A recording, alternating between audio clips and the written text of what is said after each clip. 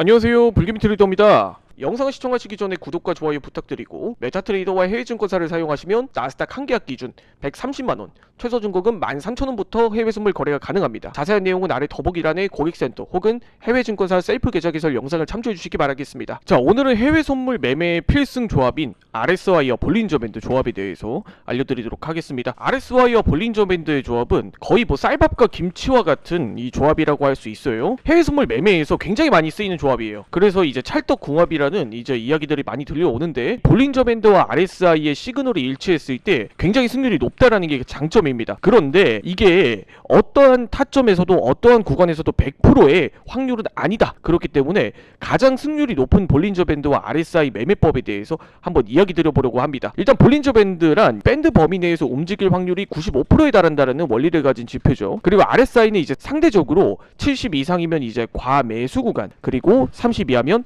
과매도 구간. 그렇기 때문에 볼린저 밴드 범위 안에서 이 RSI가 상단선에 위치하는지, 혹은 볼린저 밴드 하단선에서 RSI가 하단선에 위치하는지 상단선에 위치하는지를 보고 매매에 들어가면 된다라는 거죠. 이 두 개의 시그널이 일치했을 때 우리가 볼린저 밴드와 RSI를 활용했을 때 정말 승률이 높은 그런 방법에 대해서 한번 이야기를 본격적으로 드려보도록 하겠습니다. 자, 일단 볼린저 밴드와 RSI를 활용하는 방법은 제가 앞서 말씀드렸던 방식과 동일합니다. RSI가 상단선에 이제 닿았을 때 볼린저 밴드가 상단선에 위치해 있으면 너무 많이 샀다라는 의미니까, 그리고 볼린저 밴드 범위 안에서 움직일 확률이 높다 보니까 이런 자리에서 매도 포지션을 진입하는 게 맞아요. 또 반대로 RSI가 하단선에 위치해 있을 때 볼린저 밴드 하단선이 이렇게 터치를 했다라고 하면 다시 상단선까지 올라갈 확률이 높기 때문에 이런 자리에서 매수 포지션을 진입하는 게 맞습니다. 그런데 우리가 일반적으로 이렇게 활용하는 경우가 많이 있죠. 근데 나스닥 본장 매매 들어가니까 RSI가 상단선을 치고 볼린저 밴드도 상단선을 치고 계속 올라가는 경우도 있던데요. 이런 경우에는 어떻게 해야 되나요? 볼린저 밴드와 RSI의 이제 성질에 대해서 우리가 앞서 말씀드렸던 것대로 볼린저 밴드와 RSI는 계속 치고 나가는, 한마디로 이제 역설이 발생을 하는 경우가 많아요. 분명 시그널에선 이 자리가 이제 과매수 구간이라 얘기를 했는데 지수는 쭉 치고 나가는 경우도 많다라는 거죠. 그리고 볼린저 밴드 상단선을 터치했는데도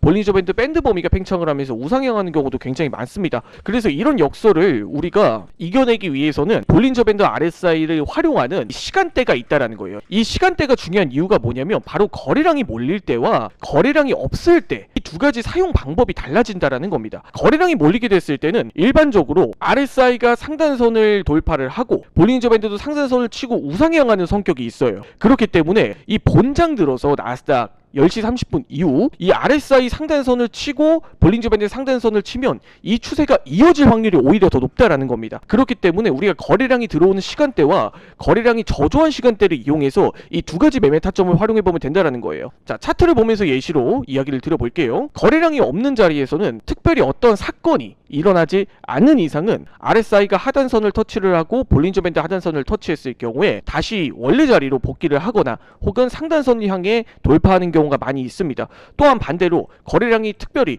많이 이렇게 일어나지 않을 때는 볼린저 밴드가 상단선을 터치를 하고 RSI도 상단선을 터치를 했을 경우에 다시 하락으로 이어질 가능성이 높아요. 거래량이 없는 자리에서는 즉 매수세와 매도세의 균형이 이루어지다 보니까 결국에는 상단선 하단선 모두 이렇게 왔다 갔다 하는, 즉 횡보 장세가 연출이 된다라는 거죠. 그렇기 때문에 거래량이 없을 때는 제가 말씀드렸던 이 상단선과 하단선, 그리고 RSI 30 매매 70 매매를 같이 활용하시는 게 좋지만, 반대로 거래량이 많을 때는 이 추세가 쭉 이어지는 경향이 있다 보니까 이런 자리에서 볼린저 밴드와 RSI가 상단선을 뚫고 올라가는 자리, 오히려 그 시그널이 일치했을 때 그 추세를 따라가는 게 맞습니다. 자, 차트에서 보시면 10시 30분 이후 본격적으로 거래량이 많아지는 시기에는 오히려 RSI와 이제 볼린저 밴드 상단선을 터치했을 때는 이 추세가 이어지는 경우가 더 많아요. 그렇게 해서 추세가 쭉 이어지는 자리에서 오히려 RSI 상단선을 돌파를 했는데도 오히려 RSI가 하단선을 터치를 하고 상단선을 터치를 하고 중심선을 이탈을 했는데도 불구하고